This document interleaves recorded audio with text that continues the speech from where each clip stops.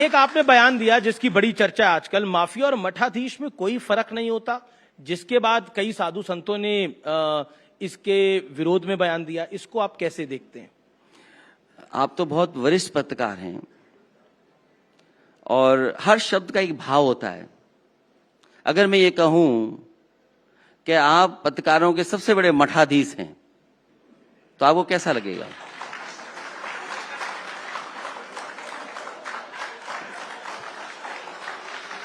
पत्रकारों आप कह रहे हैं कि पत्रकारों के आप सबसे बड़े मठाधीश हैं? नहीं, आपको कैसा मुझे अच्छा लगेगा कि भाई आप मुझे ये बात बोल रहे हैं, आप मेरी तारीफ कर रहे हैं कि सब पत्रकारों को मुझसे सीखना चाहिए, लेकिन आपने तो माफिया और मठाधीश को मिला दिया ना। तो सवाल उस पे है।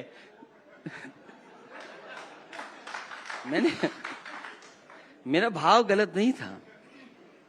नहीं, मैं बिल्कुल आपके भाव को अच्छे से समझ रहा हूं। आपको कैसा लगा?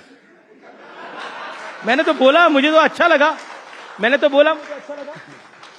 अच्छा, अगर आप ये बात, मैं तो आपका भाव अच्छा ही मान के बोल रहा हूं, मुझे अच्छा लगा। तो नहीं, आपने तो गलत भाव से नहीं बोला था। तो मैं अगर ये कहूं आपको कि आप पत्रकारों के सबसे बड़े मठाधीश हैं तो कैसा लगेगा आपको? तो पर मैंने भी आपसे सवाल पूछा, माफिया और मठाधीश को मिला देंगे तो फिर आप तो कईयों को तो बुरा लगेगा। आप देखिए, उत्तर प्रदेश में जी, जब से भारतीय जनता पार्टी की सरकार बनी है, बड़ी संख्या में साधु संतों की हत्या हुई है। मुझे याद है, नरेंद्र गिरि जी अखाड़ा परिषद के अध्यक्ष थे जी, और कोई समय ऐसा नहीं गुजरता था जब वो लखनऊ आए और मुझसे मिल करके ना जाएं। सोचिए, उनकी हत्या हो गई। रायबरेली में एक साधु संत थे, उन्हें उल्टा लटका दिया गया था। लखनऊ में एक हिंदू वाहिनी के नेता थे, हिंदू सभा के, उन्हें मार दिया गया था। तो ये सब क्या था? और फिर मैंने किसी साधु संत के खिलाफ नहीं बोला है, मैंने तो केवल मठाधीशों के खिलाफ बोला है। इसमें बुरा किसको लग रहा है? मैं किसी भी साधु संत के खिलाफ नहीं बोला है मैंने। मैं आज भी जानते हैं आपका निशाना मैं कहां पहले भी इतने भोले नहीं है अखिलेश जी, आप भी जानते हैं आपका निशाना कहां है। नहीं, तो मैंने उनके खिलाफ नहीं बोला। मैंने सुना और देखा है कि वो हमारे पुतले जलाए जा रहे हैं। पूरे उत्तर प्रदेश में 6 पुतले जले हैं। अरे यार, हमें कहें तो हम आधे घंटे में 600 पुतले जलवा दें।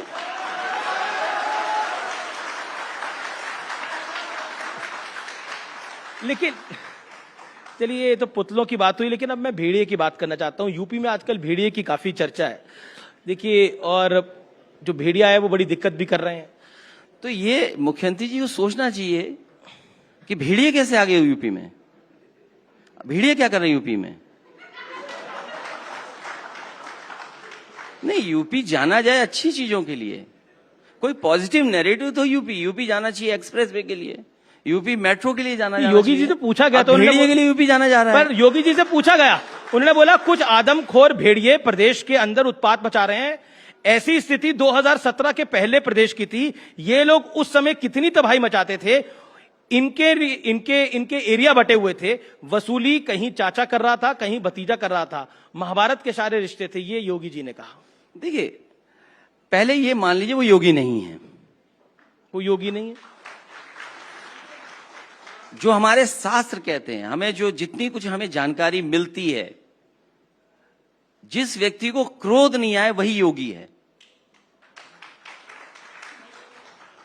जिस व्यक्ति को क्रोध नहीं आए वो योगी है। और एक योगी से ऐसी भाषा की उम्मीद नहीं कर सकते हैं। अगर ये बातें योगी जी की हैं तो योगी जी खुद बताएं कि आदमखोर भेड़िया क्या कर रहा है। पर आप कह रहे हैं वो योगी नहीं है, वो गोरखनाथ पीठ के महंत हैं, तो योगी आदित्यनाथ हैं। जो योगी होता है वो त्याग करता है। अब कल को आप ये भी कहोगे कि अगर मैं कह दूं कि गोरख धंधा चल रहा है तो उस पर भी आपको आपत्ति होगी। अब आप गोरखपुर की तरफ बुलडोजर का रुख करना चाहते हैं? नहीं, जहां गोरख धंधा चलेगा वो बुलडोजर जाएगा। पर योगी जी कहते हैं कि अगर योगी जी योगी हैं तो क्रोध क्यों आ रहा है? एक, और फिर बुलडोजर जो प्रतीक बनाया है वो किसने बनाया प्रतीक? सच्चाई ये है कि जो लोग ये कहते थे कि डबल इंजन की सरकार है, उससे ध्यान हटा रहे हैं। ये जो डबल टकराव चल रहा है दोनों के बीच में, उससे ध्यान हटाने के लिए इस तरह का व्यवहार है। और बुलडोजर किसी न्याय का प्रतीक नहीं हो सकता। क्या सरकार मानेगी कि बुलडोजर न्याय का प्रतीक है? न्याय का प्रतीक हो सकता है क्या?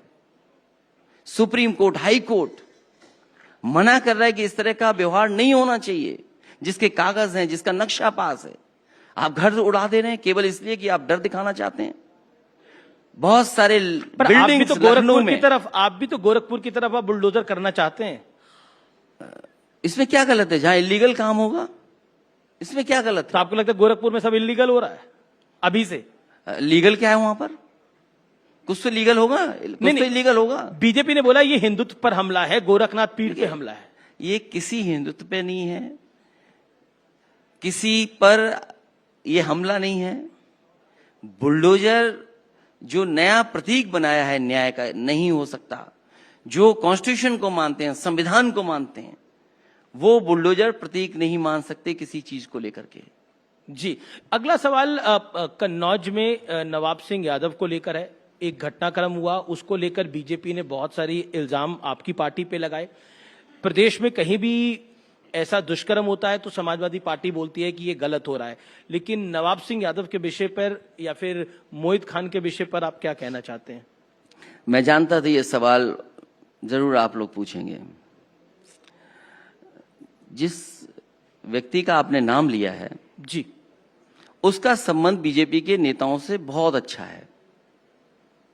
और ये बात अगर आप जानना चाहें तो कन्नौज के पुलिस कप्तान से फोन मिलाइए, वो आपको सच्चाई बता सकते हैं। एक बीजेपी का गुट फंसाने में लगा था, एक बीजेपी का गुट बचाने में लगा था। इसमें समाजवादी पार्टी क्या करे? पर वो कहते हैं नेता आपके हैं, वो कहते हैं नेता आपके, हमारी पार्टी इंडिया अलायंस के साथ फोटो है।